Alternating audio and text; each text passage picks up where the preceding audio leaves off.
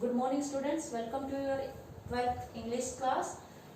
In previous class we did our note making and in this class we are going to start our notice writing. We have started our classes from writing scale. Our second topic is notice writing.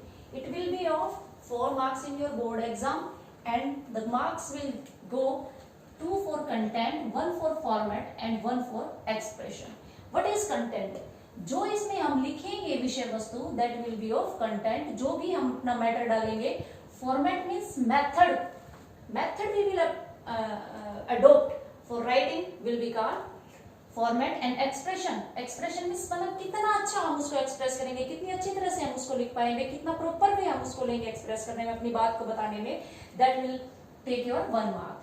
So after your marking scheme we come to the notice definition. What is notice? As you know, notice means कोई भी जानकारी या सूचना जो आपको दी जाती है. It may be verbal, it may be in written form.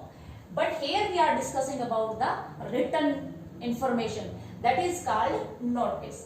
ठीक है ना? And information कोई भी जानकारी that you get जो आप प्राप्त करते हैं in limited words. Words limit आपको दी जाती है लिमिटेड वर्ड्स में इन रिटन फॉर्म और लिखित भाषा में, लिखित रूप में जो आप लेते हैं that is called notice. It is an important piece of information.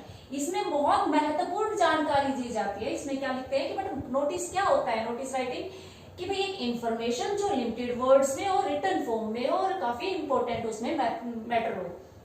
It may be to a single person और टू ग्रुप. ये किसी एक सिंगल पर्सन को भी दी जा सकती है नोटिस हम जो देंगे और किसी ग्रुप को भी दिया जा सकता है.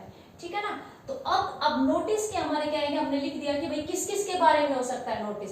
नोटिस हो सकता है भाई किसी आदमी के बारे में भी लिख सकते हैं. इट में भी of to about any event, किसी इवेंट घटना के बारे में भी हो सकता है. अबाउट एनी ओकेजन, किसी अवसर के बारे में भी हो सकता है. फॉर एग्जाम्पल अबाउट पर्सन, आप किसी पर्सन के बारे में कर रहे हैं कि उसको सूचना दे रहे हैं कि भाई वो आदमी कल वहां पहुंच रहा है, उसको रिसीव करने के लिए वहां आपको जाना है. या किसी आदमी को दे रहे हैं कि भाई इस आदमी को इस तरह से ये सूचित किया जाता है कि वो अपना ये काम इतने दिन के अंदर इस समय में पूरा करके और वहां अपने आप काम को सबमिट करवा दे.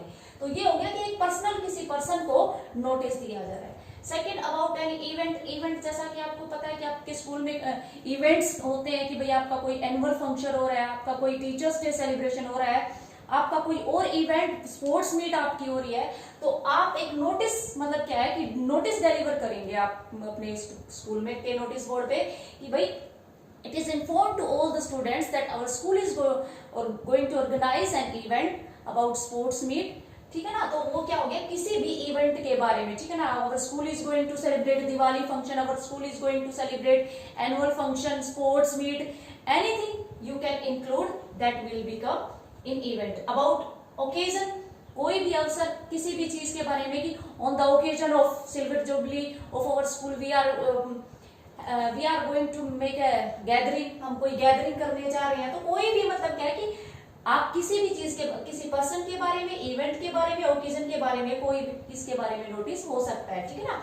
किसी सिंगल के पर्सन के बारे में भी और किसी ग्रुप के बारे में. कुछ की पॉइंट्स क्या होंगे बेटा आपके नोटिस में. Formal language. फॉर्मल लैंग्वेज मतलब क्या है कि you should polite in your language. आपको अपनी लैंग्वेज में बहुत पोलाइट होना है. आपकी लैंग्वेज बहुत ही मतलब क्या है सभ्य और मतलब क्या है कि पोलाइटनेस से, विनम्रता से भरी हुई होनी चाहिए. मतलब क्या rude words we will not use. Passive voice in language. और पैसिव वॉइस का हम लैंग्वेज में यूज करेंगे. हम ये लिखेंगे our school is going to organised. ठीक है ना? ये तो हमने किस में किया, हमने कर दिया school is going to organised. Is going to organise मतलब passive form.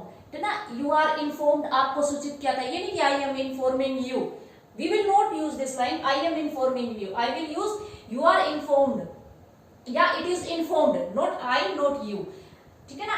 You are not you are informed, not I am going to inform, it is informed. ठीक है ना? Use third person and passive voice. Word limit. Word limit should be of 50 to 60 words. ठीक है ना? Word की limit कितनी होनी चाहिए बेटा 50 to 60 वर्ड, ना इससे कम और ना इससे ज्यादा. ठीक है ना? Use format. Main thing is format को नहीं छोड़ना आपको. If you will not use format you will lose your 1 mark. ठीक है ना?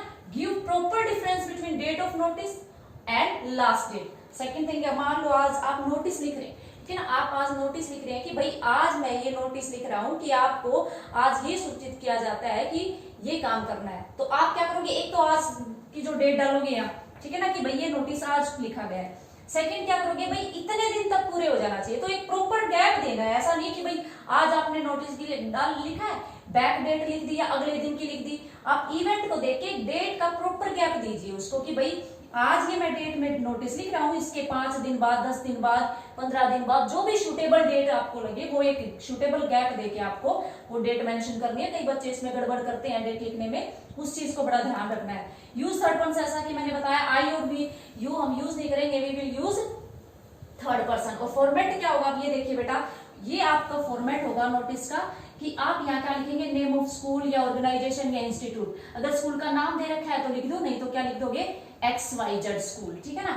फिर आप एक ये जो क्रॉस मैंने लगाया ये किस लिए, कि आप एक लाइन छोड़ देंगे। लाइन छोड़ने के बाद आप यहाँ लिखेंगे नोटिस और उसको अंडरलाइन कर देंगे। नोटिस होगा in capital letters, capital letter में लिखोगे आप अपना। फिर आप डेट मेंशन करोगे। डेट में मतलब क्या है कि डे, मंथ, ईयर आप यहाँ मेंशन करोगे। ये मैंने वैसे आपको फॉर्मेट लिख के बताया, आप यहाँ सीधा डेट लिख दोगे। फिर आप एक लाइन छोड़ोगे, फिर आप यहाँ अपनी हेडिंग डालोगे या टॉपिक, हेडिंग या टॉपिक कोई भी, कि किसके बारे में आप बता रहे हो।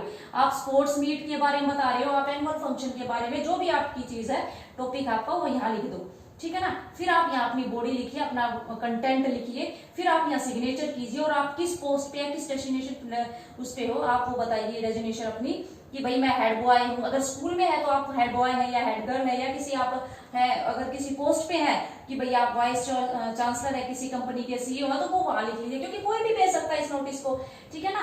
तो हमने इसमें क्या देखा बेटा कि नोटिस क्या होता है, कितने मार्क्स का है आपके पेपर में, क्या उसमें हमें करना है कि भाई हमें क्या चीजें इंक्लूड करनी है, क्या हमारा फॉर्मेट होगा, उस फॉर्मेट को प्रॉपर वे में कैसे लेना है, ठीक है ना। Thank you.